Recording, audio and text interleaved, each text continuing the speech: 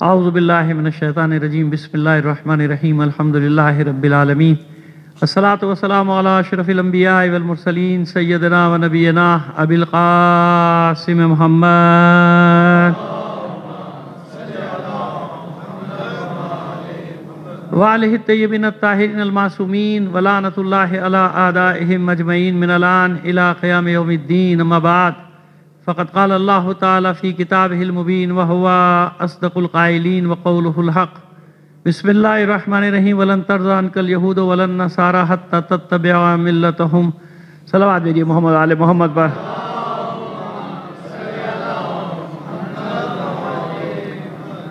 آپ سے درخواست گزار ہوں کچھ نام لے رہا ہوں. سید سجاد رضوی، علامہ قاضی نیاز حسین صاحب مرحوم، شہید علامہ عارف حسین الحسینی، مفتی جعفر حسین صاحب علی اللہ مقامہ، علامہ عباس صلی اللہ مقامہ، محسن ملت علامہ صفدر نجوی صاحب قبلہ. اور آپ سے درخواست کروں گا 13 رمضان میرے والد کی بھی برسی کی تاریخ ہے. سید اقبال الظفر نقوی، اپنے قلب احمد نقوی، ان سب کو شامل کر کے، اپنے بھی مرحومین اور شہداء کو شامل کر کے سورہ فاتحہ پڑھ کر بخش دیجیے گا.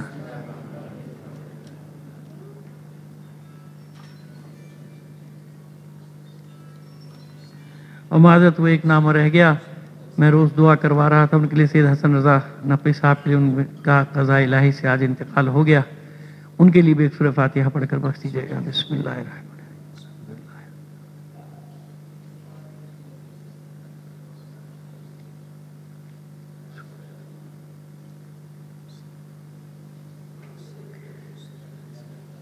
صلوات عنایت فرما دیجیے گا محمد و آل محمد پر.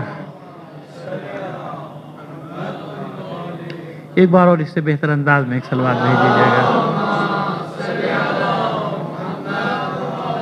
عزیزان محترم، میں گزشتہ 4 روز یہی موضوع رہا کہ آپ کچھ بھی کر لیجئے، ان کی جتنی شرائط مان لیجئے، وہ راضی ہونے والے، یہود و نصارہ آپ سے راضی ہونے والے نہیں ہیں. اب یہ آج کے حالات اور زیادہ آسانی سے سمجھا رہے ہوں گے آپ کو کہ وہ راضی ہونے والے نہیں جب تک کہ تم اپنے دین کو چھوڑ نہیں دیتے. وَلَن تَرْضَىٰ عَنْكَ الْيَهُودُ وَلَا النَّصَارَىٰ حَتَّىٰ تَتَّبِعَ مِلَّتَهُمْ. جب تک تم ان کے دین کا اتباع نہیں کرو گے، یعنی اپنا دین جب تک تم چھوڑ نہیں دو گے، جب تک وہ تم سے راضی. سارا جھگڑا اسی کا چل رہا ہے، اسی پر ہو رہا ہے. اب بتائیں آپ کو جھگڑا شروع کہاں سے ہوا، کیسے ہوا؟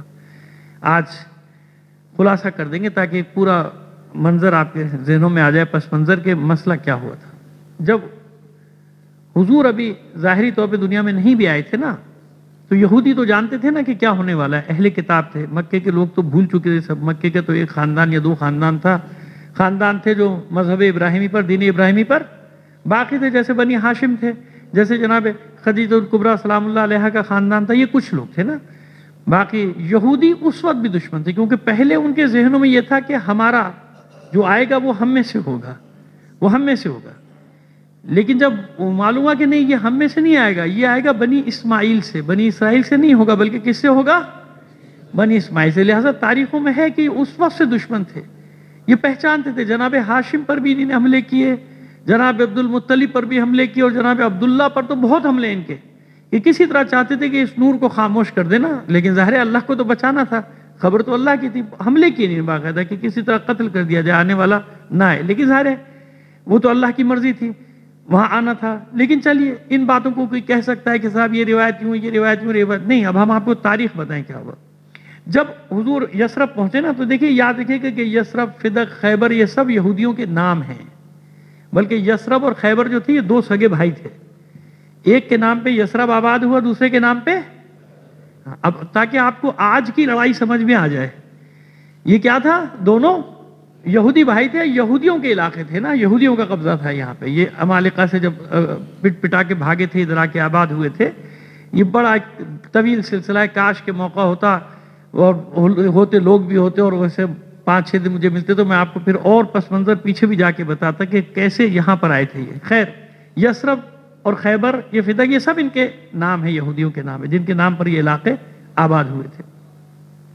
یثرب میں جب حضور آئے تو بڑے بڑے جو قبیلے تھے یہودیوں کے، جن کا کنٹرول تھا مدینے پر، یعنی مدینے والوں کو، اوس و خزرج کو لڑائی میں لگا کے اپنا اسلحہ بیچتے تھے، ان کو لڑاتے تھے اور اپنا اسلحہ فروخت کرتے تھے ان کے ہاتھ. ان کا اسلحہ بکتا تھا، ان کے اسلحے کی انڈسٹری چلتی تھی، یہ لڑتے رہتے تھے. لہٰذا کبھی لڑائی رکتی تھی تو یہ کیا کرتے تھے؟ ٹارگٹ کلنگ کر دیتے تھے. کہ بنی اوس میں سے کسی ایک کو مار دیا اور ڈال دیا خزرج کے اوپر تاکہ لڑائی پھر شروع. پھر ذرا لڑائی تھمی، بنی خزرج کے 2-3 راستے میں مار دیا، اور ایسے شو کیا جیسے آج ہوتا ہے سازشی انداز کہ بھائی جیسے بنی خزرج والوں نے مارا ان کو. تو وہ لڑائی جو تھی وہ چلتی رہتی تھی. حضور جب آئے تو 3 قبیلے ان کے بڑے بڑے تھے، بنی نذیر، بنی قینقاع، بنی قریظہ، اور بھی تھے چھوٹے چھوٹے. یہ 3 بڑے قبائل تھے یہودیوں کے جن کا الٹا ان کے ساتھ معاہدہ ہوا تھا حضور کا، جو میثاق مدینہ جس جانتے نا آپ، میثاق مدینہ کے نام سے سنتے ہیں.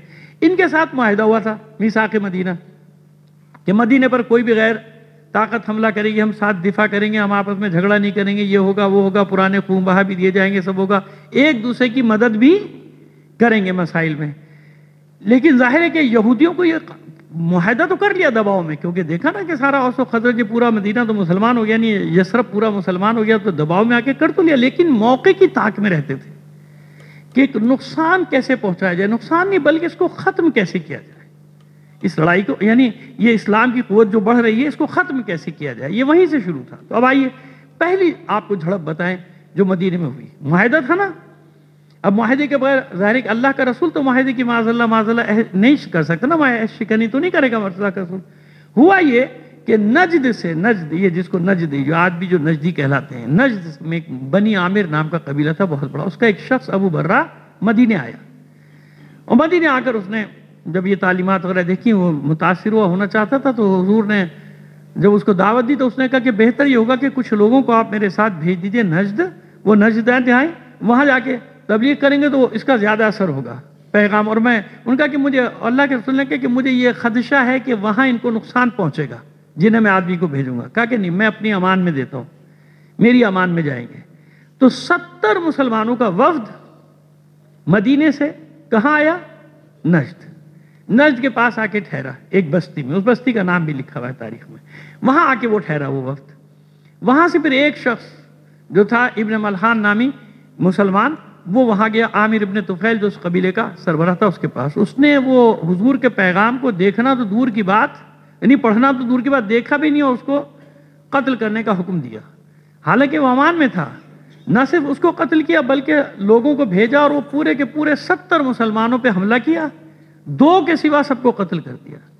ایک جو باقی بچے کعب، وہ مقتول سمجھ کے چھوڑ دیے گئے تھے کہ وہ مقتول تھے لیکن زخمی تھے، لیکن وہ مقتولوں میں چلے گئے.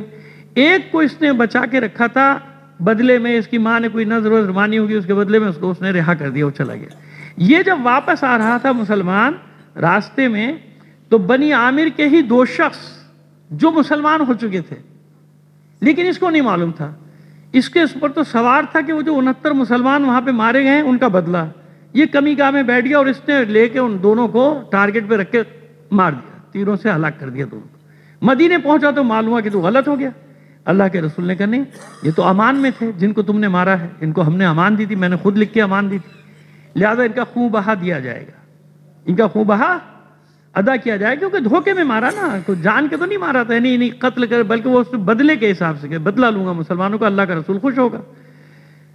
خون بہا دینے کے لیے بنی نذیر سے رابطہ کیا گیا، تمام قبیلوں کو بھی مدد کی جائے تاکہ ان کا خون بہا ادا کیا جائے. تو بنی نذیر نے کیا کیا، نہ کرتے مدد، لیکن انہیں کہا کہ نہیں بالکل آپ تشریف لائیے، جیسے آپ کہیں گے ویسا. یہ قلعے بنا کے رہتے تھے، جیسے خیبر بھی قلعہ ہے نا، تو اسی طرح قلعے مدینے کے پاس بھی ان کے قلعے تھے. بنی نذیر کا بہت بڑا قلعہ تھا، اس میں یہ سب رہتے تھے. حضور کو بلایا کہ آپ تشریف لائیے، ہم آپ کی بات مانیں گے، اور جو ایسا آپ کہیں گے، جو آپ چاہیں گے وہ ہو جائے گا. وہ جو آپ حملہ سنتے ہیں نا رسول پہ، وہ اس راستے میں ہوا ہے بنی نذیر کے، اسی لیے اس کو کہا تھا غزوہ بنی نذیر. تو یہاں پہ آپ ایک گھاٹی کے پاس جب رات ہوئی وہاں ٹھہرے ہوئے تھے، تو انہوں نے پہلے سے منصوبہ بندی کی ہوئی تھی کہ پتھر لڑکا دیا جائے گا معاذ اللہ، اور حضور کی شہادت واقع ہو جائے. مطلب یہ پورا منصوبہ انہوں نے بنایا جو آپ سنتے رہتے ہیں مختلف انداز میں ذاکروں سے. اصل واقعہ وہ یہ ہے، اور اس میں کوئی ظاہر ہے کہ اور بھی لوگ شامل تھے، پس پردہ اور بھی فنکار جیسے ہوتے ہیں نا، پس پردہ اور بھی لوگ شامل تھے ان کے ساتھ اس سازش میں کہ حضور کو ختم کیا جائے. لیکن اللہ نے جناب جبرائیل کے ذریعے سے اللہ کے رسول کو خبردار کیا. اللہ کے رسول نے وہ جگہ چھوڑ دی، اس سے ہٹ کے خیمے بنائے. یہ پہلی خلاف ورزی تھی جو یہودیوں نے مدینے میں کی تھی. اب بھی اللہ کے رسول نے کچھ نہیں کہا ان کو. تو جب یہ الگ آ کے بیٹھے، پھر 10 آدمی ان کے نکلے کہ کب تک ہم محاصرے میں رہیں گے. اچھا انہی نے یہ سازش کی کیوں تھی؟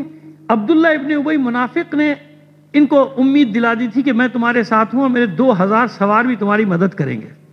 اب ہوا یہ جناب کہ حملہ کیا، آپ واپس آ گئے، اور اس کے جب انہوں نے یہ وہ کی یعنی خلاف ورزی کی تو حضور باقاعدہ پورا لشکر لے کر گئے، مطلب کئی سو مسلمانوں کو اس قلعے کے باہر پڑاؤ ڈال دیا، گھراؤ کر دیا، محاصرہ کر لیا ان کا، اور ان کو 10 دن کا وقت دیا کہ 10 دن میں تم مدینہ خالی کر دو، اپنے بال بچوں سامان سب کو لے جاؤ، ہم تمہیں کچھ نہیں کہیں گے، لیکن کیونکہ تم نے عہد شکنی کی، حملہ کیا، سازش کی، لہٰذا اب تم یہاں رہ نہیں سکتے۔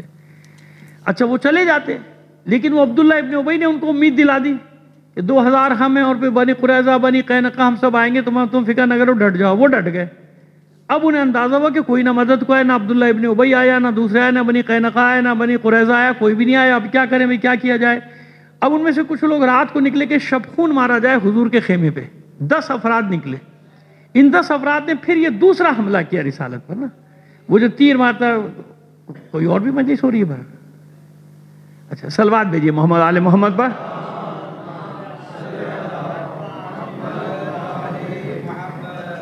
تو وہ تیر حضور کے خیمے میں آیا، حضور کو نہیں لگا لیکن خیمے میں، تو مولا عارفان نکلے وہاں سے۔ تو لوگوں نے کہا کہاں گئے؟ حضور نے کہا جس کام سے گئے مجھے معلوم ہے، ابھی آ جائیں گے۔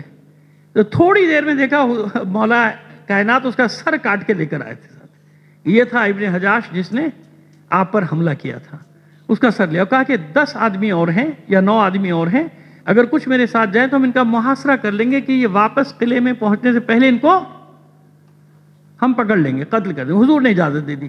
اب مولا عارفان پھر نکلے، اور اس سے پہلے کہ وہ قلعے میں داخل ہوتے ان سب کو باہر ہی 9 یا 10 افراد جو تھے ان کو قتل کر دیا گیا۔ اب یہ طے ہو چکا تھا پورا معاملہ کہ بھئی اب ان کو چھوڑنا، وہ 10 دن کے مہلت کا بھی یہ مہلت اب ختم ہو رہی ہے، لہٰذا آپ یہاں سے سب کے سب اس کو خالی کر دو۔ تو سب سے پہلے جو قبیلہ نکلا مدینے سے باہر یہودیوں کا، جس کو نکالا گیا، جس کا آج تک انہیں وہ ہے، بنی قریظہ کا واقعہ تو بات کا ہے جس میں قتل کیا تھا، اس میں کسی کو نہیں مارا سوائے ان کو جنہوں نے حملہ کیا تھا نا، ان کو مارا گیا۔ لہٰذا اب ہوا یہ کہ جناب وہ اپنے گھروں کو انہوں نے توڑا، خود توڑا کہ مسلمانوں کے ہاتھ کوئی بھی چیز نہ لگے، برباد کیا، توڑا، اپنے عورتوں بچوں کے لیا، 600 اونٹوں پہ سامان جو لے جانے والا تھا اس سامان لیا اور چلے گئے، اور جا کے کہاں آباد ہوئے؟ خیبر اور فدق کے قریب، مدینے کے باہر انہوں نے بستیاں آباد کر لی، اور وہاں ان کی جو زمین اور باغات تھے وہ سب مسلمانوں کے قبضے میں ہے، لیکن یہ مال فے کہلاتا ہے کیونکہ بغیر لڑے حاصل کیا گیا تھا، لہذا یہ مال کس کا کہلایا؟ اللہ کے رسول کا مال، یہ سب کا سب مال اللہ کے رسول کا۔ یہ فے فدق کے بحث میں آ جاتا ہے کہ مال فے کسے کہتے ہیں، وہ الگ بات ہو گئی۔ اب سمجھ میں آئے کہ پہلا جھڑپ، اب وہ بنی نذیر کے دل میں کیا ہوا؟ یہ پڑ گئی نا بات کہ ہمارے ساتھ یہ ہوا۔ اب جنگ احزاب کیسے وجود میں آئی؟ جب یہ بنی نذیر وہاں پہنچے، خیبر کے قریب انہوں نے خیبر اور فدق کے علاقوں کو آباد کیا، وہاں کے یہودیوں کو اپنے ساتھ ملایا کہ بھئی اب کچھ نہ کچھ کرنا چاہیے اور مدینے کو واپس لینا چاہیے۔ واپسی کی جنگ آج تک لڑ رہے ہیں، سمجھ گئے باپ؟ پہلے صرف مدینے کی واپسی کی جنگ لڑ رہے تھے، اب وہ خیبر کی واپسی کی جنگ بھی لڑ رہے ہیں، اور ان کا نعرہ آج بھی یہی ہے کہ خیبر ہمارا ہے، وہ تمہاری آخری فتح تھی مسلمانوں، خیبر تمہاری آخری فتح تھی۔ یہ وہ نعرہ لگاتے ہیں، لکھا ہوا ان کے یہاں نعرہ، یہ پڑھایا جاتا ہے بچوں کو کہ مسلمانوں کی آخری فتح کون سی تھی؟ خیبر۔ اب نہیں، اب ہمیں سب واپس لینا ہے۔ یہ وہ لڑائی لڑ رہے ہیں خیبر، اور اس لیے ہم سے جو میں کہہ رہا ہوں نا کہ سب سے بڑی دشمنی کس سے؟ ان کے شیعوں سے، کیونکہ بنی نذیر کو بھی جو ضرب لگی تھی وہ علی کے ہاتھوں ضرب لگی تھی، خیبر میں بھی جو ضرب لگی تھی وہ علی کے ہاتھوں ضرب لگی تھی، فدق میں بھی جو ضرب لگی تھی وہ اور محمد و آل محمد کے ہاتھوں ضرب لگی تھی، لہٰذا ان کا ایک صلوات بھیجیے گا۔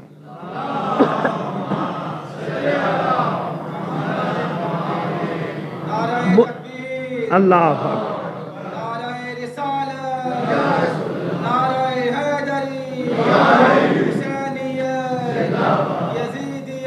مرد آباد بے شمار پاکستان کی خوشحالی، اس کے دشمنوں کی نابودی کے لیے بلند تر صلوات۔ اللہم صلی علی محمد۔ آدھا نعرہ لگاتا ہے میرا بھائی، پاکستان کے داخلی اور خارجی دشمنوں پہ لعنت بے شمار، یوں کہا کیجیے، پاکستان کے داخلی اور خارجی دشمنوں پہ لعنت، اور پاکستان کو یہاں تک ان حالات تک پہنچانے والوں پر بھی لعنت بے شمار۔ اب بھیجیے صلوات محمد و آل محمد پر. ٹھیک ہے. اب جناب نیٹو فورسز تیار ہوتی ہیں. اس زمانے کی بات کر رہے ہیں. یہ بنی نذیر نے سفارتی کاروائیاں شروع کی. مکے پہنچے. حالانکہ اہل کتاب ہیں, اپنے خیال میں توحید پرست ہیں. کہاں پہنچے؟ مشرکین کے پاس. سرداران قریش کے ساتھ انہوں نے میٹنگیں شروع کی کہ ایک ہی بار حملہ کرو, اتنا بڑا حملہ کرو کہ تہس نہس کر دو نا سب چیزوں کو, ختم کر دو ان کو. وہ تو پہلے بیٹھے ہوئے تھے خار میں بدر و احد کے بعد, ان کا بالکل ٹھیک ہے, یہ ہونا چاہیے. پھر مدینے کے اندر جو بنی قریظہ, جن کا بعد میں اسی جرم میں قتل کیا, جن کو قتل کیا گیا, بنی قریظہ بنی قینقاع, ان کے ساتھ وہ جو رابطے تو ہوتے ہیں نا, جیسے یہاں جاسوس موجود ہیں تو ہر جگہ جاسوس تو ہوتے ہیں نا, جاسوسی کا سسٹم, ان سب کو ساتھ ملایا کہ ہم باہر سے حملہ کریں گے, تم اندر سے. جتنے بھی قبائل تھے ان سب کو اکٹھا کیا گیا. طائف کے ہوں, مکے کے ہوں, ادھر کے ہوں, ادھر کے ہوں, مدینے سے باہر کے ہوں. یہ تقریباً کوئی 15,000 کا لشکر اس زمانے میں. اس زمانے میں مدینے کی آبادی 15,000 نہیں تھی, تو لشکر حملہ کرنے والا کتنا بڑا رہا ہے؟ 15,000 کا جنگی لشکر. اب سمجھ میں آ گیا نیٹو فورسز کسے کہتے ہیں. اتنی بڑی فورسز انہوں نے, یہودیوں نے, یہ اس کے پورا برین کون سا کام کر رہا تھا؟ نام ہے سرداران قریش کا, پیچھے دماغ کس کا تھا؟ یہودیوں کا. سمجھ میں آ گئی بات. یہ پس منظر ہے خیبر کا, وہ جنگ احزاب کا. جنگ خیبر تو بعد میں ہوئی. احزاب کا, جنگ خندق جس کو کہتے ہیں, جنگ احزاب بھی جس کو کہتے ہیں, سورہ احزاب جس کے نام پر ہے. تو یہ جنگ احزاب کا پس منظر کیا ہے؟ اس کا پیچھے برین کون تھا؟ اس پوری لشکروں کو تیار کرنے والے, جیسے آج یہ ساری فورسز تیار کرنے والے, پیچھے کون دماغ کام کر رہا ہے؟ یہودیوں کا دماغ کام کر رہا ہے نا. تو یہودیوں نے اس وقت یہ پورا سسٹم بنایا کہ ایک بار پوری فورسز کے ساتھ, طاقتوں کے ساتھ حملہ کر دیا جائے ایک بار, اور اس کو مٹا دیا جائے صفحہ ہستی سے. جیسے آج کوشش کر رہے ہیں کہ غزہ کو صفحہ ہستی سے ہی مٹا دو, ختم کر دو, نہ ان کا کوئی گھر چھوڑو, نہ بندہ چھوڑو, نہ عورت, نہ مرد, نہ بچہ, کوئی نہ چھوڑو ان کا, ہے نا. یہ پلان انہوں نے کیا. اب یہ 15,000 کا لشکر چھپ کے تو نہیں چل سکتا. مدینے میں خبر آ گئی تو اتنا بڑا لشکر تھا یہ کہ اللہ کے رسول نے میٹنگ بلائی. بھئی اتنی تو آبادی نہیں ہے نا, جتنا بڑا لشکر آ رہا ہے. 15,000 کی آبادی, کوئی سارے جنگجو تھوڑی ہیں, عورتیں ہیں, مرد ہیں, بچے ہیں, بوڑھے ہیں, سب ہے سلسلہ, فوج تھوڑی ہے کوئی. کیسے لڑا جائے اس سے؟ یہ ہے وہ میٹنگ جو ہوتی ہے, جو نام نہیں لیا جاتا. اور ہم کرتے ہیں صحابہ کا ذکر, اور الزام بھی ہم پہ صحابہ کے خلاف بات کرنے کا. سارا ذکر تو ہم کر رہے ہیں صحابہ کا. تو اس وقت کس صحابی نے اس مسئلے کا حل پیش کیا کہ اللہ کا رسول ہے, علم غیب ہے نہیں اس کے پاس, جانتا ہے نا ہر چیز کو, لیکن نہیں. ائمہ اور انبیاء کا دستور یہ رہا, سنت یہ رہی کہ شخصیتوں کو بناتے ہیں, کچلتے نہیں. یعنی ڈکٹیٹرشپ نہیں ہے, آمریت نہیں کہ بس میں بول رہا ہوں اوپر حسن ظفر بیٹھ کے باقی سب بیٹھے رہو, چپ سنتے رہو بس میری بات جو میں کہہ رہا ہوں, سوال نہیں کرنا. جو سوال کرے گا غدار, جو سوال کرے گا غدار, جو سوال کرے گا منافق, جو سوال کرے گا جاہل. کیا بدتمیزی ہے یہ؟ کس طرح کی فکر ہے یہ؟ کس طرح کی سوچ ہے؟ اللہ کا رسول جانتا ہے, اللہ کے رسول سے بہتر کون جانتا ہے. لیکن اللہ کے رسول چاہتے ہیں جن شخصیتوں میں جو صلاحیتیں ہیں وہ ابھر کر سامنے آئیں, ان کو ابھارا جائے, بنایا جائے, تاکہ قیامت تک کے لیے مثال بن کے لوگوں کے سامنے رہیں. وہ ابو ذر ہو, اس کو بنایا اللہ کے رسول نے نا. ابو ایوب انصاری کو مرتبہ دیا, جابر ابن عبداللہ انصاری کو مرتبہ دیا, عمار یاسر کو مرتبہ دیا نا. بنایا, شخصیات کو بنایا, آگے بڑھاتے تھے اللہ کے. بتاؤ کیا حل؟ اب ہر کوئی حل پیش کر رہا ہے, اور اللہ کے رسول جانتے ہیں کہ اس کا حل کس کے پاس ہے. لیکن نہیں, لوگ دیکھ لینا کہ میں نے ایسے نہیں کسی کو منصب دیا, آزما کر منصب دیا ہے. یعنی وہ اس قابل ہے اس منصب کے, تو یہ منصب دیا ہے نا, ایسے نہیں دے دیا. اگر اللہ کے رسول خود کہہ دیتے تو نہیں, لوگ کہتے بھائی اب اس کو بنا دیا, ہم پر مسلط کے. مسلط نہیں کیا, اللہ کے رسول نے ہر جگہ میدان رکھا مقابلے کا. کہتے ہیں اپنے بھائی کو ہم پر, غدیر میں ایسے بدبخت اور ملعون تھے جو یہ کہتے تھے غدیر میں کہ خود اب اپنے بھائی کو ہم پر مسلط کر کے جا رہے ہیں. بھائی کو مسلط نہیں کیا, بھائی کو ہر میدان میں تمہارے سامنے مقابلے کے لیے رکھا. خندق میں بھی رکھا, خیبر میں بھی رکھا, ہر جگہ سب کو موقع دیا کہ جو چاہے نکل کے جاؤ اور یہ منصب لے لو. اللہ کے رسول نے کھلا میدان رکھا کہ نہیں رکھا؟ خندق میں موقع دیا تھا نہیں دیا تھا سب کو کہ جاؤ؟ علی بار بار اٹھتے تھے، بٹھا دیا جاتا تھا، بیٹھ جائیے بیٹھ جائیے بیٹھ جائیے، جاؤ بھائی جاؤ جس کو جانا ہے، کوئی نہیں گیا نا۔ تو اللہ کے رسول نے تو ہر مقام پر بتایا، دکھایا کہ علی اس منصب کے لائق ہے، بلکہ علی خلق ہی اس منصب کے لیے ہوا ہے۔ لیکن اگر ویسے ہی اعلان کر دیتے تو لوگ کہتے مسلط کیا؟ نہیں، بتا کے کہ میں نہیں بنا رہا، میں نہیں بنا رہا، یہ اللہ کا حکم ہے کہ علی کو بناؤ۔ صلوات بھیجیے محمد آل محمد پر۔ ایسے ہی ہے نا؟ یاد رکھیے گا کہ ولایت علی ایسا مسئلہ نہیں ہے کہ اللہ کے رسول نے اپنی مرضی سے اعلان کر دیا، نہیں نہیں، یہ وحی ہے، یہ اللہ کا حکم ہے کہ میرے حبیب میرا حکم ہے۔ اللہ کا رسول تو جانتا ہے، لیکن اس لیے آیت کی صورت میں، حدیث کی صورت میں نہیں، آیت کی صورت میں نازل ہوئی، یعنی ولایت علی نازل کی گئی، یہ نازل کیا تم نے علی کے مولا ہونے کا اعلان کرنا۔ چلیے بات کو آگے بڑھاتے ہیں۔ تو یہ 15,000 کا لشکر ہے، اب یہ سب اپنی اپنی رائے پیش کر رہے ہیں۔ جناب سلمان فارسی نے جن کو سلمان محمدی لقب دے دیا تھا معصومین نے، کہ یہ سلمان محمدی ہے، لیکن چلو تاریخ میں سلمان فارسی کے نام سے ہی مشہور ہے، کوئی حرج نہیں، لیکن اہل بیت نے جو نام دیا تھا وہ کیا دیا تھا؟ سلمان محمدی۔ کیوں؟ جب اللہ کے رسول نے کہا تھا کہ سلمان منا، سلمان تو ہم اہل بیت میں سے ہے، یہ منصب دیا تھا۔ اس کا ذکر نہیں کریں گے جو منا اہل البیت ہے، اس کا ذکر کرتے ہیں، موت آتی ہے۔ جس کا ربط ہو اہل بیت سے وہ صحابی نہیں ہے کیا؟ عجیب ہے صحابہ کے چاہنے والے، بھئی عجیب ہے۔ چلو ابو ذر غفاری کا ذکر کر دیا کرو، وہ بھی نہیں کریں گے، پھنس جائیں گے۔ ابو ایوب انصاری کا پورا ذکر کر دیا کرو، نہیں بس اتنے ہی کریں گے، وہ آئی تھی اونٹنی وہاں ٹھہری تھی ان کے گھر میں مہمان، وہ اس کے بعد آگے کچھ نہیں۔ ہمارے یاسر کا ذکر نہیں کریں گے کیونکہ پھر باغی گروہ کا ذکر آ جائے گا، کیونکہ ہمارے یاسر کے ساتھ وہ حدیث لگی ہوئی ہے کہ باغی گروہ اسے قتل کرے گا، وہ گروہ قتل کرے گا جو اللہ کے دشمنوں کا ہوگا، اور عمار اسے اللہ کی طرف دعوت دیتے ہوں گے آنے کی۔ اب یہ حدیث بھی پڑھنا پڑے گی نا پھر، لہذا وہ صحابی نہیں ہیں سارے، ان کا کسی کا ذکر نہیں کریں گے۔ ایسا طوفان اندھیر نگری مچائی ہوئی ہے، اور بنتے ہیں دوست صحابہ کے صحابہ، ہم تو صحابہ کے چیمپئن، کرو نا بھی صحابہ کا ذکر۔ سلمان فارسی آگے بڑھے، اللہ کے رسول میں کچھ عرض کروں؟ ہاں کہیے سلمان، سب دیکھ رہے ہیں، بھئی عجم ہے، اس کو کیا معلوم؟ جنگیں لڑنا تو ہم جانتے ہیں، اس کو کیا پتہ جنگ کیا ہوتی ہے؟ ہم صدیوں سے لڑ رہے ہیں آپس میں، ایک دوسرے کے گلے کاٹ رہے ہیں، ہمیں معلوم ہے جنگ کیسے ہوتی ہے۔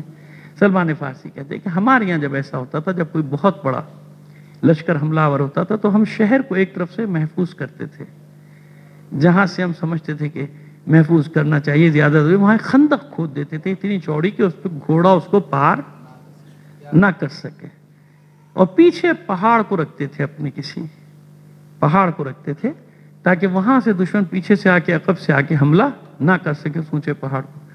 تو یہ اللہ کے رسول نے پسند کیا، یعنی جب اللہ کے رسول نے پسند کیا تو مطلب اللہ نے پسند کیا، بس وہی آئی کہ یہی جو سلمان کہہ رہے ہیں اسی پہ عمل کیجئے۔ مسکرائے اللہ کے رسول کا، بھائی یہ ٹھیک ہے، یہ جو کہہ رہے ہیں کرو۔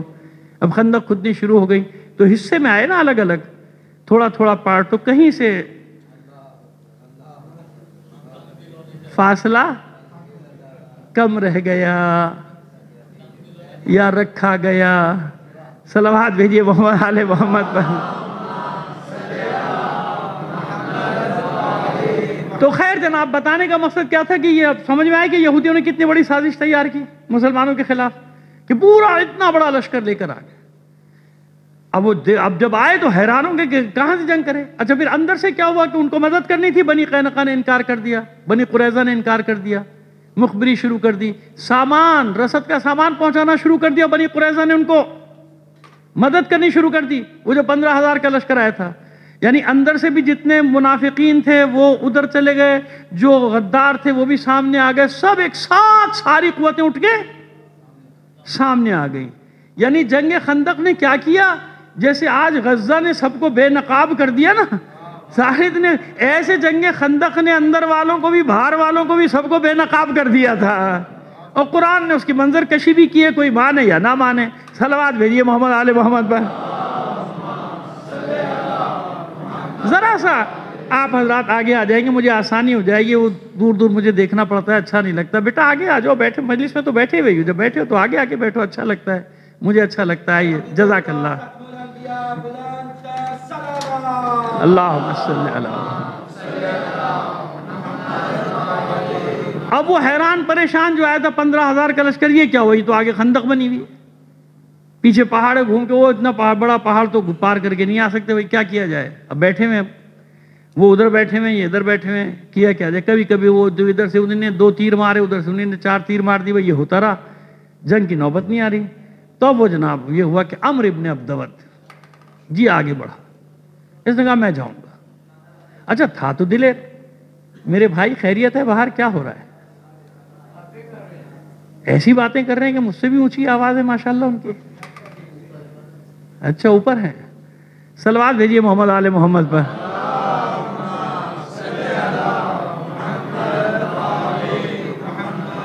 اوپر والوں کو تو میں بھی کچھ نہیں کہہ سکتا۔ صلوات ایک اور بھیج دیجیے محمد آل محمد۔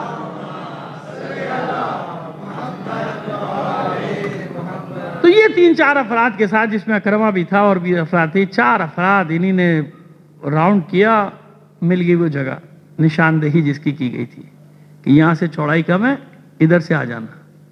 وہ جناب انہوں نے ایڑ لگائی گھوڑوں کو، پار کر کے آ گئے، اس طرف آ گئے۔ عمرو ابن عبدود کا ایک نام تھا، یاد رکھیے گا، دلیر تھا، ایسا تھوڑی تھا۔ اور جبھی تو اس سے ڈراتے تھے لوگ، مسلمان بھی ڈراتے تھے ایک دوسرے کو، جانا نہیں بھائی، 50 آدمی کے برابر ہے، کوئی کہتا تھا نہیں 500 کے برابر ہے۔ یہ سب ڈرانے والی باتیں، کہانیاں ہو رہی تھی ساری، آپ سنتے رہتے ہیں، مجھ سے اچھے انداز میں سناتے ہیں ہمارے ماشاءاللہ پڑھنے والے، یہ سب ہو رہا تھا۔ وہ آ کے للکارتا ہے، میں نے سنا ہے کہ جو میدان جنگ میں تم میں سے مر جائے وہ شہید ہو جاتا ہے، اور جو دوسرے کو مار دے وہ غازی ہو جاتا ہے۔ تو آؤ بھائی میرے ساتھ مقابلہ کرو، جسے شہید ہونے کا شوق ہے یا غازی بننے کا شوق ہے، آ جاؤ لڑو میرے ساتھ۔ تو علی فوراً کھڑے ہو گئے مولا کہ جاتا ہوں۔ اللہ کے رسول کا بیٹھ جاؤ۔ اللہ کے رسول نے آواز دی، کون ہے جو اس کتے کی زبان بند کرے؟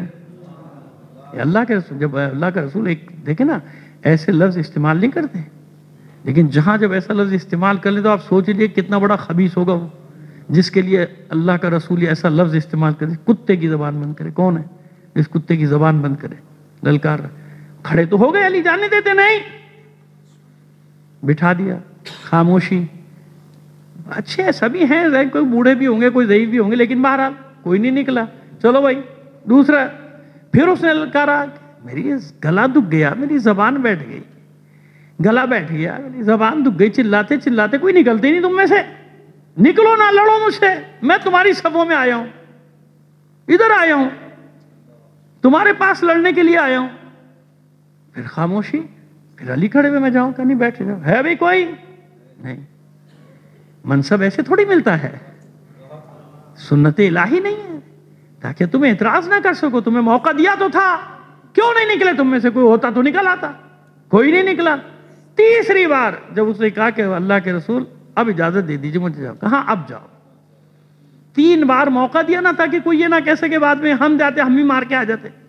وہ تو علی پہلے چلے گئے، نہیں علی نہیں گئے، علی نے پورا موقع دیا تمہیں، جاؤ بھائی جس کو جانا ہے چلے جاؤ۔ نہیں گئے، چلو خیر، سب کے احترام کے ساتھ علی میدان میں چلے گئے۔ جب علی میدان میں گئے تو اب کل کفر اور کل ایمان کا مقابلہ ہو رہا ہے، اور یقین جانیے، میری بات کا یقین رکھیے گا کہ آج بھی ایسا ہونے والا ہے۔ ابھی سارا کفر متحد تو ہو گیا، میدان میں نہیں آیا ہے۔ جس دن یہ سارا کفر میدان میں آئے گا تو یقین رکھیے کہ کل ایمان بھی میدان میں آ جائے گا۔ یقین رکھیے گا اس بات پہ، علی کا بیٹا ضرور آئے گا۔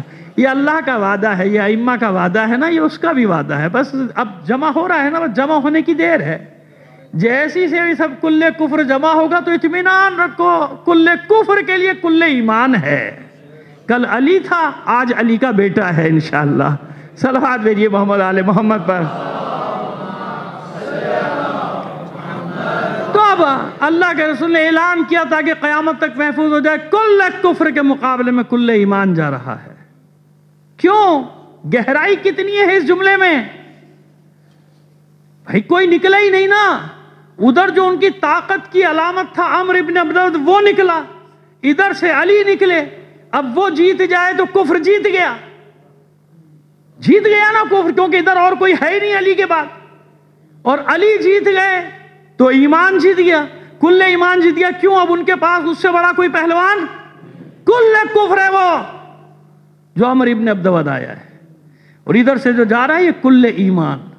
اب اندازہ کر لیں، میں نے آپ سے کیا کہا کہ کوئی معمولی آدمی نہیں ہے، عمر ابن عبدود جسے کل کفر کہہ رہا ہے اللہ کا رسول، کہ کل کفر ہے یہ، یعنی سارا کفر اس میں سمٹ کے آ رہا ہے، یہ اس کی طاقت جو ہے پورے کفر کی طاقت ہے، اس کی طاقت یہ جو آ رہا ہے مقابلے پر، اور ادھر سے جو جا رہا ہے یہ ایمان کی طرف۔ تو یہ بھی بتا دیا نا کہ آج معیار یہی ہے شکست اور فتح کا، علی جیت گئے تو ایمان جیت گیا، اور وہ جیت گئے تو کفر جیت گیا، لڑائی ہوئی، اور ایسی خوفناک لڑائی ہوئی تھی، یاد رکھیے آپ، پڑھ لیجیے گا تاریخوں میں، کہ دونوں طرف کے لشکریوں کی سانسیں رکی ہوئی تھی، حلق میں آواز نہیں آ رہی تھی، سر پہ چڑیا پرندہ بیٹھ جائے تو بس بیٹھا ہوا ہے، حرکت نہیں کرتا، یہ حالت تھی، جیسے سروں پہ پرندہ بیٹھا ہوا کہ ہلایا تو اڑ جائے گا، یہ عالم تھا، صرف گرد و غبار تھا، اور تلواروں کی تلوار پہ یا تلوار کی ڈھال پہ پڑنے کی آواز آتی تھی، بس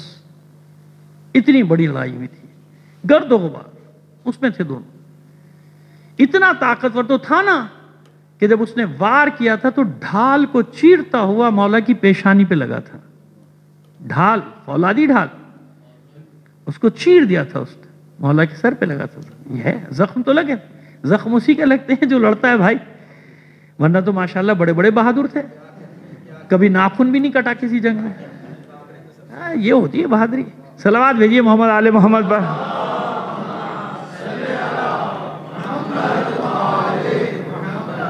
پھر اس گرد و غبار میں ایک آواز گونجی، تکبیر گونجی، اللہ اکبر، اللہ کے رسول وہی اطمینان سے بیٹھے تھے، واقعی تو سارا میں نے بتا دیا جو حالت تھی، کلیجے حلق کو آئے ہوئے تھے سب کے کہ پتہ نہیں کیا ہوتا ہے۔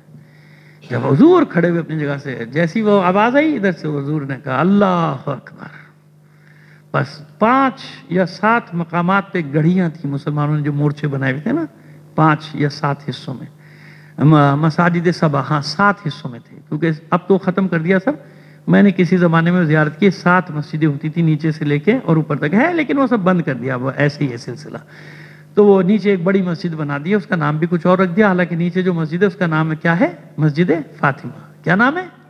پہلی مسجد جہاں پہ رسول نے خبر سنی ہے نا فتح کی، اس مسجد کا کیا نام ہے؟ مسجد فاطمہ، یعنی یہ مقام تھا، مسجد تو بعد میں بنی، وہ مقام تھا جہاں رسول نے اپنا وہ مورچہ جس کو کہتے ہیں صاحبان لگا کے جہاں بیٹھے تھے، وہاں سے آواز اوپر، وہاں سے اوپر، وہاں سے اور اوپر، ہر جگہ سے تکبیریں گونجنے لگی، اب سب کیونکہ تکبیر سنتے ہی سب سمجھ گئے کہ ہم جیت گئے، ہم اب گرد و غبار جب چھٹا تو علی آ رہے،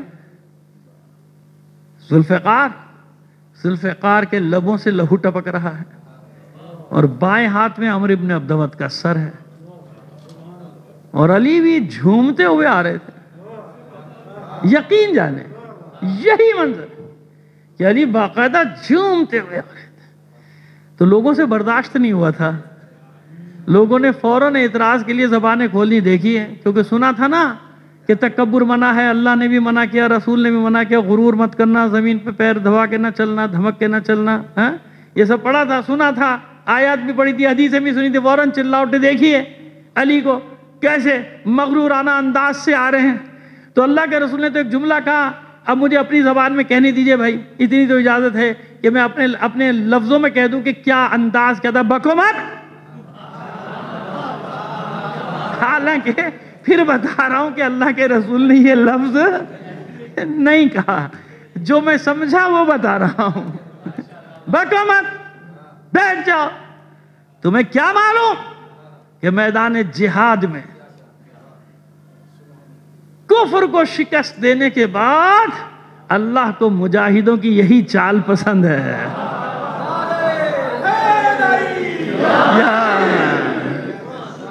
اللہ کو مجاہدوں کی یہی چال پسند ہے۔ اب جب علی آئے تو کیا فرمایا؟ ضربت علی یوم الخندق افضل من عبادت الثقلین، پہلی حدیث کو ملا لیجئے، دوسری حدیث کو ملا لیجئے، دونوں انس و جن کی بلکہ دونوں جہانوں کی عالمین کی عبادتوں سے افضل ہے۔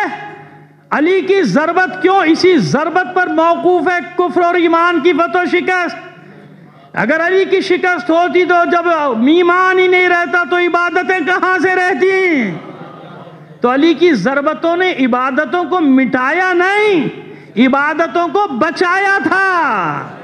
یعنی قیامت تک جو عبادتیں ہوں گی ان کی ضمانت ہے علی کی ایک ضربت، حسین کا ایک سجدہ. اللہ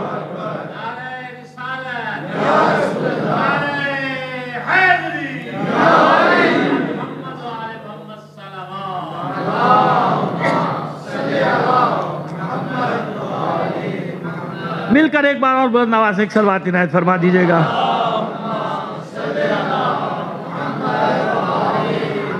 بس لیکن کیا اب جب بھی جنگ ہوتی، جہاں بھی جنگ ہوتی تھی، حق تھا. جس کو قتل کرتے تھے اس کی تلوار، ہتھیار، زرہ ورہ سب لے کر آ جاتے تھے. نہیں، علی نے ایسا نہیں کیا. اس کی زرہ، اس کی تلوار، اس کا خود سب اس کے پاس رکھا، چھوڑ دیا. اس کی بہن کو علم ہوا، ساتھ آئے ہوئے تھے، لشکر کے آتے تھے اس زمانے میں. یاد ہے احد میں بھی آئے تھے نا سب، جو ناچ رہی تھی رات کو، تاریخ میں ایک کا نام ہے. احد میں جب آئے تھے مکے کا لشکر تو خواتین کو لے کر آیا تھا. خواتین ہی نصیب تھی مدد کرنے کے لیے، وہ کوئی محرج نہیں تھا، لیکن ان کا رقص مشہور تھا. ہر تاریخ میں کہیں بھی جا کے پڑھ لیجیے گا، ان کا گانا بھی تاریخ میں آج تک محفوظ ہے. جو وہ گانا گاتی تھی دف بجا بجا کے، نہنو بنا تو طارق نمشی الن نمارق، ہم ستاروں کی بیٹیاں ہیں اور ہم ایسے چلتے ہیں کہکشاؤں پہ، بادلوں پہ، ستاروں پہ، چاند پہ. اس طرح سے ہم چلتے ہیں. آگے بڑھو گے ہم تمہیں گلے سے لگائیں گے، پیٹھ دکھاؤ گے تو ہم میں تمہیں وہ مفارقت ہوگی جیسے ہم کبھی ایک دوسرے کو جانتے ہی. یہ پورا گانا لکھا ہوا ہے بھائی میرے. کس نے گایا تھا پڑھ لینا، ہمیں کیا پتا. ہمیں تو بھئی یہ پتا ہے کچھ تھیں جو احد کی رات پہ وہاں گانے گا رہی تھیں اور ناچ رہی تھیں، حوصلہ افزائی کرنے کے لیے فوجیوں کی، سپاہیوں کی حوصلہ افزائی کے لیے. اور یا پھر یہ کرو کہ تاریخوں سے مٹا دو. بھئی ہوگا تو پڑھیں گے لوگ، جب ہوگا تو پڑھیں گے. تو تم نے لکھا ہی کیوں؟ جو پڑھنا پڑتا ہے تمہیں تکلیف ہو جاتی ہے. صلوات بھیجیے محمد آل محمد پر.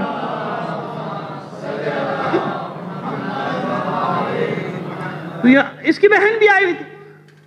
خیر پہنچی لاشے پہ، دیکھا لاش کو، غور سے دیکھا،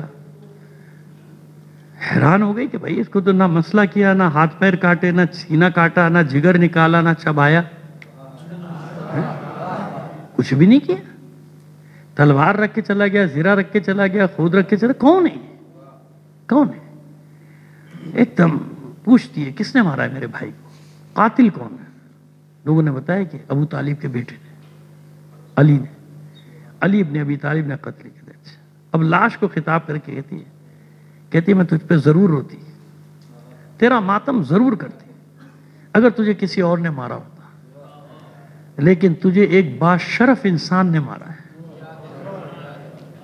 تجھے ایک بہادر بیٹے نے مارا ہے جس نے تیرا کچھ بھی نہیں لوٹا، لہذا میں تجھ پہ بالکل بھی نہیں رہوں گی.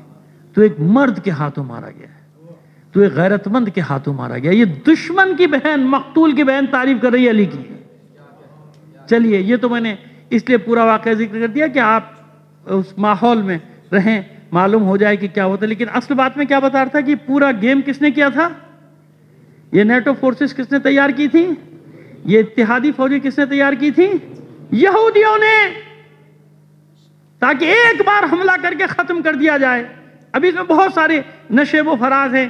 خیبر میں کوئی ایک جنگ میں، خندق میں کوئی ایک مجلس میں پڑھنے کا یہ نہیں ہے. یہ اس کے اتنے تجزیے کہ اس کے اوپر 5-6 مجلسیں میں پڑھ چکا ہوں کہ اس میں کیا ہوا اور کس طرح وہ محاصرہ ٹوٹا، کس طرح وہ بھاگے.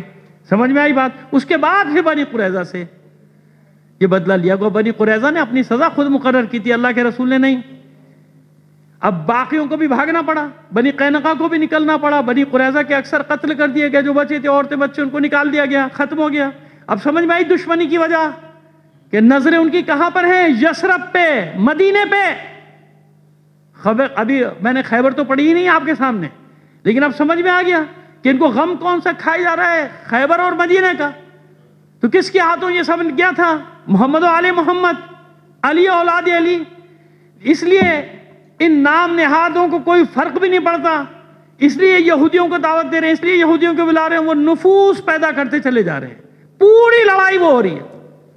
لیکن یاد رکھیے، جیسے ہر فرعون را موسیٰ، फिरौन ने पूरे सिस्टम पे कब्जा किया था, कल मैंने आपको बता दिया। पूरे सिस्टम पे कब्जा करने के बावजूद वो मूसा की ज़र्ब से बच नहीं सका था। नहीं बचा ना, मूसा की असा ने उसको ठिकाने लगा दिया था।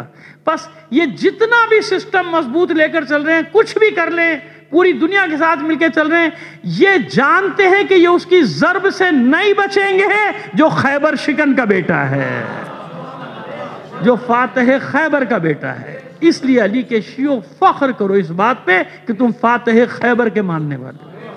खबरदार जो कभी या अली, कभी दुश्मनी में कमी नहीं आनी चाहिए यहूदियों के, क्योंकि यहूदियों के असल दुश्मनी किससे? अहले बैत से है। यहूदियों को असल इंतकाम लेना चाहते हैं किससे? यहूदी अहले बैत से। यहूदियों का असल टारगेट है अली, औलाद अली और शियान अली।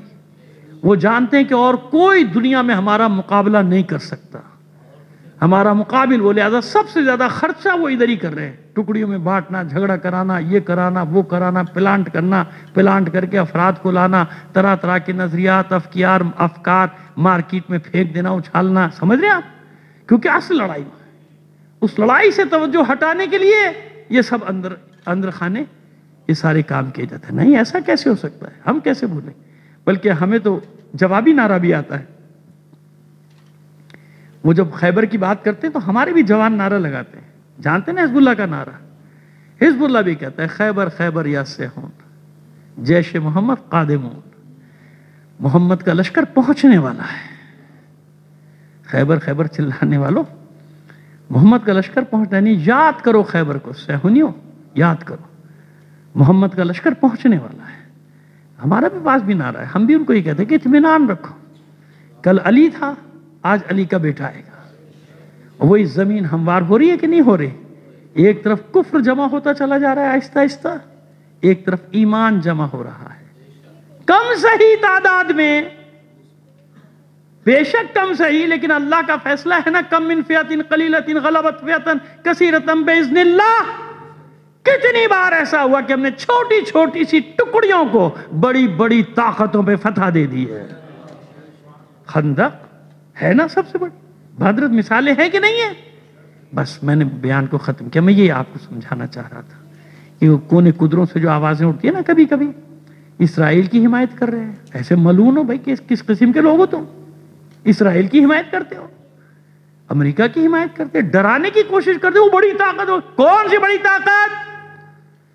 जो लड़ रहे हैं उनसे पूछो, मुट्ठी भर है, मुट्ठी भर, उनको कोई खौफ नहीं है इन ताकतों का। ना वो अमेरिका से डरते, ना वो मगरबी ताकतों से डरते, ना वो इसराइल से डरते। मैदान में डटे हुए, अल्लाह के वादे पर यकीन करके डटे हुए, सदियों से डटे हुए, उन्हें कोई खौफ नहीं। डराने की कोशिश की जाती है, इनके पास ये ताकत है, इनके पास वो ताकत है, यूं करेंगे पलक झपकते में तुम्हें यहां से उड़ा देंगे, वहां से उड़ा देंगे, कुछ नहीं। ये क्या है सिवाय फूंकों के? कुछ भी नहीं।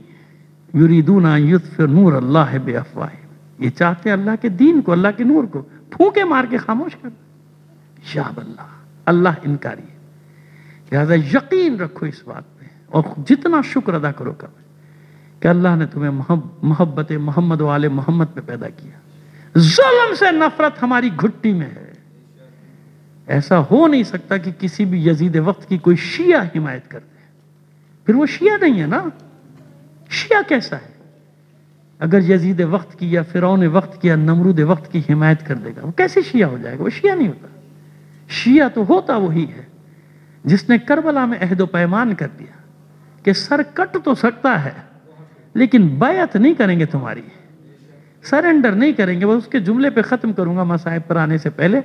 अब्दुल मालिक हौसी की जो अंसारुल्लाह का सरबरा है यमन का, उसने बड़ी खूबसूरत बात की। जवान है बेशक, अब 45-50 साल उम्र हो गई होगी, लेकिन वो तो भाई मुझे 18 साल का ही लगता है अभी तक। जवान है वो, इसका पूरा खानदान शहीद है, बाप दादा सब कब से लड़ते चले आ रहे हैं, सब शुहदा के वारिस है। उसने बात बड़ी प्यारी की, क्या तुम हमें मार सकते हो, जला सकते हो, टुकड़े टुकड़े कर सकते हो, हवा में बखेर सकते हो, लेकिन तुम्हारी ये हसरत कभी पूरी नहीं होगी कि हम तुम्हारे सामने सर झुका दें। इसे कहते हैं हुसैनी। असल लड़ाई ये सर झुकाने ना झुकाने की, मौत का मसला थोड़ी है, मौत तो आनी है, کہ تمہاری یہ حسرت کبھی پوری نہیں ہوگی کہ تم ہمیں سرنڈر کرا دو، ہم تمہارے سامنے جھک جائیں۔ کیوں؟ کیونکہ ہمارا رشتہ ہے کربلا کے ساتھ۔ کربلا ہمیں جھکنے نہیں دیتی، کربلا ہمیں پیچھے نہیں ہٹنے دیتی۔ کربلا کا ایک معصوم بچہ ہمیں سبق دے کے جاتا ہے کہ موت کے سامنے مسکراتے کیسے، تبسم کیسے۔ کربلا میں ایک معصوم بچی 4 سال کی درس دے کر جاتی ہے کہ کیسے پانی کو ٹھوکر ماری جاتی ہے۔ جو بچی شب عاشور سے پانی طلب کرتی ہو، کبھی چچا سے کبھی بھائی سے، عصر عاشور کے بعد اس بچی نے کبھی پھر پانی طلب نہیں کیا۔ آیا ہوگا، بے شک آیا، لیکن طلب نہیں کیا، کبھی طلب نہیں کیا۔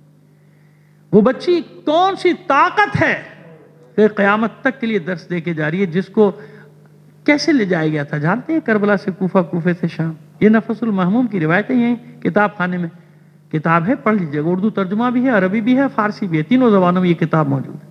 اور مصائب کے باب میں اس کو بڑی حیثیت حاصل ہے۔ ہمارے یہاں جو مصائب کی کتابیں، یعنی الوقائع والحوادث، الدمۃ الثاقبہ، نفس المحموم، ان 3-4 کتابوں کا نام سر فہرست آتا ہے۔ مصائب پڑھنے کے لیے علماء زیادہ تر انہی کتابوں کا انتخاب کرتے ہیں، کیونکہ ان کی روایات میں بہت زیادہ بھروسہ کیا جاتا ہے۔ اس بچی کو کس انداز میں لے کے گئے تھے کربلا سے؟ کیونکہ اونٹوں پر پالان نہیں تھے نا، بے کجاوا اونٹ جس کو کہتے ہیں، بے کجاوا اونٹ، اس میں بیبیاں سفر کریں تھی، کوہان پکڑ کے بیٹھتی تھی۔ اب سوچی کہ کربلا سے کوفہ اور کوفے سے شام۔ اچھا بڑے تو بیٹھ جاتے تھے، پکڑ لیا، کوہان کا سہارا لے لیا، ہے نا؟ بچے کیسے بیٹھے؟ نہیں بیٹھ سکتے۔ تو اس بچی کو جب بٹھایا جاتا تھا یہ گر جاتی تھی۔ 4 سال کی بچی جب بٹھاتے تھے گر جاتی تھی۔ ان ملونوں نے کیا کیا تھا؟ اس بچی کو رسی سے اونٹ کے گرد باندھا تھا۔ اور یقین جانیے کہ میں اصل لفظ میں نے اب بھی نہیں پڑھا، میں پڑھتا ہی نہیں، مجھے ہمت نہیں پڑھنے کی، کہ کس طرح سے باندھا تھا اس بچی کو، شکم کے ساتھ ناقے کے، اور رسی سے باندھا تھا۔ اور یہی سبب تھا کہ جب یہ رسی ڈھیلی ہوئی راستے میں، یہ بچی گر گئی تھی۔ گر جاتے تھے بچے، یہ نہیں روکتے تھے نا، قافلے نہیں روکتے تو بچی مر جاتی تھی، خاتون گر جاتی تھی، مر جاتی تھی، ہے نا؟ سب کی قبریں جاتے ہیں نا، آپ جاتے ہیں کتنے راستے میں قبریں، اب تو لبنان تک ہم خود بھی ہو جائے، نہ معلوم کتنی قبریں ہم نے دیکھ لی۔ عراق میں قبریں ہیں کہ نہیں ہیں؟ بنی ہوئی ہیں قبریں۔ وہ تھے وہی لوگ جو قافلے سے بچھڑ جاتے تھے، گر جاتے تھے، مر جاتے تھے، مقامی لوگ آتے تھے، وہ قبر بنا دیتے تھے اور اس پہ لکھ دیتے تھے کہ یہ وہ قافلہ جو جا رہا تھا سیروں میں، اس سے یہ بیوی گری تھی یا یہ بچہ گرا تھا، یہ اس کی قبر ہے۔ 64 قبریں ہیں ایسی۔ کتنی قبریں؟ 64 بیوی اور بچوں کی، جن میں سے اکثر کے نام ہی نہیں ہے، کیونکہ مقامی لوگوں کو کیا معلوم، نہیں معلوم ان کو نام، بس وہ لکھ دیتے تھے یہ اس قافلے سے گری تھی۔ بعد میں جب چلا گیا ان کا قافلہ سپاہیوں کو، تو ہم نے پھر اس کو دفنا دیا۔ ایسی قبریں 64 ہیں پورے راستے میں، جو راستہ ہے شام تک جانے کا، کوفے سے شام تک جانے کا راستہ ہے۔ لیکن یہ بچی جب گری تو قافلے کو رکنا پڑا۔ کیوں رکنا پڑا؟ کیونکہ سر حسین رک گیا، سر حسین رک گیا تھا۔ وہ نیزہ ہاتھ سے چھوٹا، گڑ گیا تھا زمین میں، ریت میں گڑ گیا۔ جتنی کوشش کرتے تھے وہ نیزہ نکلتا نہیں تھا جس پہ حسین کا سر تھا۔ کچھ سمجھ میں نہیں آیا۔ آگے بڑھے تازیانے لے کے، اور سید سجاد کی پشت پہ تازیانے برسانے شروع۔ کیا مسئلہ ہے؟ کیوں نہیں تمہارے بابا کا سر آگے بڑھتا؟ سید سجاد نے زنجیروں کا لنگر سمیٹا تھا، نیزے کے پاس آ کے بابا کو خطاب کر کے کہا تھا، بابا کربلا سے یہاں تک میری پشت میں اب طاقت نہیں رہی۔ کیسے مظلومیت بیان کی جائے سید سجاد کی، کہ جو زنجیروں میں تو جکڑا ہوا ہے سو الگ، اتنے تازیانے برسائے گئے تھے کہ پشت پہ کھال نہیں رہی تھی، اتنی زخمی ہو چکی تھی پشت سید سجاد کی۔ بابا آگے کیوں نہیں بڑھتے؟ میرا یقین ہے کہ اس عالم میں بھی شاید حسین کی آنکھوں سے اشک بہنے لگے، لیکن سر حسین گویا ہوا۔ شک نہ کرنا، جو سر نو کے سینہ پہ قرآن کی آیات کی تلاوت کرے اس کی گفتگو میں شک نہ کرنا، گویا ہوا۔ میرے لال میں دیکھ رہا ہوں، میں جانتا ہوں، لیکن میں کیا کروں؟ میرے سینے پہ سونے والی سکینہ قافلے سے بچھڑ گئی، جب تک سکینہ نہیں آئے گی میں یہاں سے جاؤں گا نہیں، کیونکہ آپ جانتے نا کہ سکینہ کی منزل صحرا نہیں ہے، سکینہ کی منزل شام ہے۔ آج تک آپ جاتے نا سکینہ کی منزل شام۔ روک دیا گیا قافلہ، بیویاں ناقوں سے اتاری گئیں، ہاتھ کھولے گئے، واپس جا رہی ہیں مڑ کر واپس، آواز دیتی جاتی ہیں ثانیہ زہرا سکینہ سکینہ، ام کلثوم ساتھ ہیں، دیگر بیویاں ساتھ۔ کچھ دور جانے کے بعد بچی کے رونے کی آواز آئی۔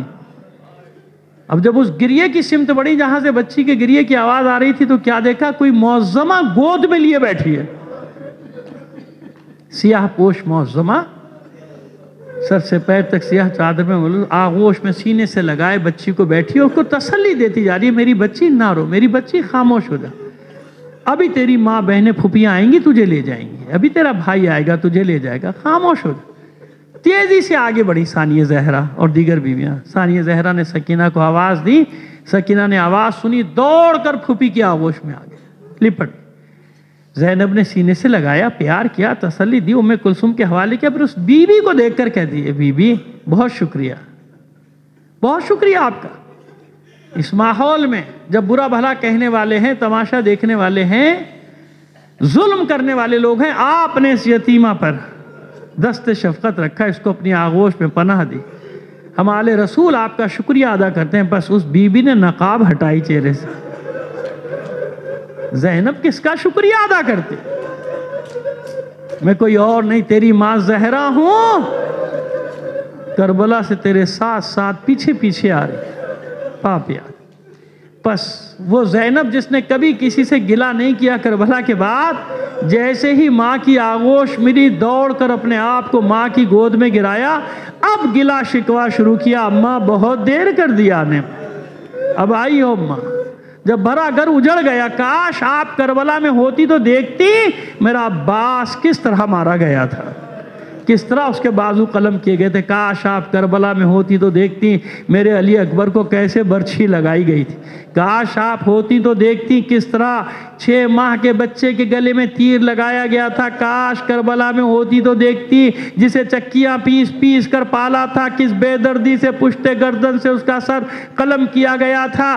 روایت یہاں پہنچ کے ختم ہو جاتی ہے ساری، میں کہتا ہوں شاید ماں نے بھی پلٹ کے کہا ہو، میری بچی کسے بتاتی ہے، تو نے مدینہ چھوڑا تھا، میں نے مزار چھوڑ دیا تھا، شب عاشور جس بی بی کے گریے کی تو آوازیں سنتی تھی، کوئی اور نہیں، میں تیری ماں زہرا تھی، اے میری زینب، ارے رات بھر میں اس جگہ کو صاف کرتی رہی ہوں جہاں میرا حسین قتل کیا گیا، زینب حسین کہیں اور نہیں، جب اس کا سر قلم کیا جا رہا تھا میری آغوش میں تھا۔ الا لعنت اللہ علی القوم الظالمین وسيعلم الذين ظلموا أيّ منقلب ينقلبون۔ بار الہ بحق محمد و آل محمد ہمارے قلیل عمل کو قبول فرما لے، اپنی حاجات اپنے امام زمانہ کے توسل سے تیری بارگاہ میں پیش کرتے ہیں، جہاں کہیں بھی مومنین آباد ہیں ان کی جان و مال عزت و آبرو کی حفاظت فرما، عزاداران حسین کو اپنے حفظ و امان میں رکھ۔ اچھا دعا سے پہلے ایک اعلان ضروری سمجھتے ہیں کہ کل انشاءاللہ یہاں میلاد ہوگا، تو میں نے کل بھی گزارش کی تھی کہ دیکھیے میلاد کو میلاد کی طرح سے منایا جانا چاہیے۔ کراچی سے بھی بہت ظاہر ہے، میں جن شعراء کو لاتا ہوں مستند شعراء ہوتے ہیں، ان کو میں نے بلایا مہمانوں کو، تو صرف آپ نہیں بلکہ اپنے ساتھ اپنے احباب کو بھی لائیے تاکہ معلوم ہو کہ امام حسن مجتبیٰ علیہ السلام کا یہاں پر میلاد برپا ہو رہا ہے، تو میلاد کو میلاد کی طرح سے منائیں، معلوم ہو کہ ہاں ہم خوشی میں بیٹھے ہیں۔ خوشی کی تاریخیں ویسے بھی کم ہیں اہل بیت کی نا، تو ان کو میں ہمیشہ میری یہ خواہش، میں خود بھی اسی لیے شریک ہوتا ہوں ایسی محفلوں میں پورے پاکستان میں جہاں مجھے موقع ملتا ہے بلایا جاتا ہے کہ نہیں یہ ضروری ہوتا ہے کہ محفل ان کا جشن ان کی یاد بھی اسی شان سے منائی جانی چاہیے ہمیشہ۔ بہرحال دعا ہے پروردگار عالم آپ تمام کی جائز حاجات کو پورا فرمائے، جو مومنین مریض ہیں مومنات مریضہ ہیں، پروردگار بحق بیمار کربلا ان سب کو صحت کاملہ و عاجلہ عطا فرمائے۔ بار الہ دنیا میں جہاں کہیں بھی مومنین باطل قوتوں سے برسر پیکار ہیں، مومنین کو فتح و نصرت عطا فرمائے، دشمنان اسلام کو، دشمنان اہل بیت کو شکست فاش سے دوچار کر دے، خاص طور پر اسرائیل کے نجس وجود سے سروئے زمین کو پاک کر دے، اس کے سرپرستوں کو خاص طور پر شیطان بزرگ امریکہ کو اس کے عزائم نیست و نابود کر دے۔ بار الہ ہمارے ملک عزیز کو دہشت گردوں سے پاک کر دے۔ بار الہ ہماری سرحدوں کی حفاظت فرما، دہشت گردوں کے ٹھکانوں کو برباد کر دے، ان کے سرپرستوں کو ذلیل و رسوا کر دے، ہمارے شہروں میں امن و امان قائم کر دے، ہمارے دلوں میں ایک دوسرے کے لیے محبتیں پیدا کر دے، ہمارے دلوں میں ایک دوسرے کے لیے گنجائش پیدا کر دے، جو نہ صرف مومنین میں مسلمین میں افتراق اور انتشار پھیلانے کا باعث بنتے ہیں، بار الہ اگر ہدایت کے قابل ہیں تو ان کی ہدایت فرما دے، اگر ہدایت کے قابل نہیں ہے تو ان کے شر سے تمام مومنین کو مسلمین کو محفوظ فرما دے۔ بار الہ بہت سارے لوگ ہمارے لاپتہ ہیں، قید ہیں، بے حق کے اسیران کربلا، ان سب کو خیر سے واپس گھروں تک پہنچا دیں۔ اور بہت سارے لوگوں نے دعاؤں کے لیے کہا ہے، بچیوں نے امتحانات دیے ہیں، جن لوگوں نے انہیں دنیا اور آخرت کے امتحانات میں کامیابی عطا فرما، جو بے اولاد ہیں انہیں اولاد نرینہ عطا فرما، جو مقروض ہیں غیب سے ان کے قرضوں کو ادا فرما۔ بار الہی رمضان کا مہینہ رحمتوں کا مہینہ ہے، لیکن تو جانتا ہے معبود کہ زمینی خداؤں نے زندگی تنگ کر دی ہے لوگوں پر، لوگ غربت کا شکار ہے، مظلومیت کا شکار ہے۔ معبود اس عید پہ کوئی ایسا مومن مسلمان بھائی ہمارا کوئی ایسا نہ رہ جائے جو رات کو ڈھونڈ رہا ہو کوئی ایسا گھر کہ مجھے اتنے پیسے مل جائے کہ میں اپنے بچے کے لیے ایک نیا جوڑا۔ پروردگار ہمیں توفیق دے ان مظلوموں کی بے کسوں کی مدد کرنے کے لیے۔ بار الہ ہمارے علماء کرام اور عاجز عظام کا سایہ ہمارے سروں پر سلامت رکھ، ہمارے خطبہ، ہمارے ذاکرین، ہمارے پڑھنے والے، نوحہ خان، جو جس انداز میں اس فرش عزا کی خدمت کر رہا ہے معبود اسے دشمنوں کے شر سے محفوظ فرما، ان کے خلوص میں، ان کی توفیقات میں اضافہ فرما، انہیں طول عمر عطا فرما، تعجیل فرما ظہور امام زمانہ میں۔ آپ سے درخواست کریں گے مرحوم سید سجاد رضوی، علامہ قاضی نیاز حسین صاحب، شہید علامہ عارف حسین حسینی، مفتی جعفر حسین علی اللہ مقامہ، علامہ عباس علی اللہ مقامہ، محسن ملت علامہ صفدر نجفی صاحب، علامہ محسن شیخ محسن نجفی کو بھی شامل کر، جو میں نے عرض کیا کہ میرے والد کی بھی 13 رمضان کو ہی تاریخ وفات ہے، اقبال الظفر نقوی، ابن کلب احمد مانی جائسی، ان سب کے لیے اپنے مرحومین کے لیے اپنے شہداء کو بھی شامل کر کے ایک بار سورہ فاتحہ، 3 بار سورہ توحید کی تلاوت فرما دیجئے گا۔ بسم اللہ الرحمن الرحیم۔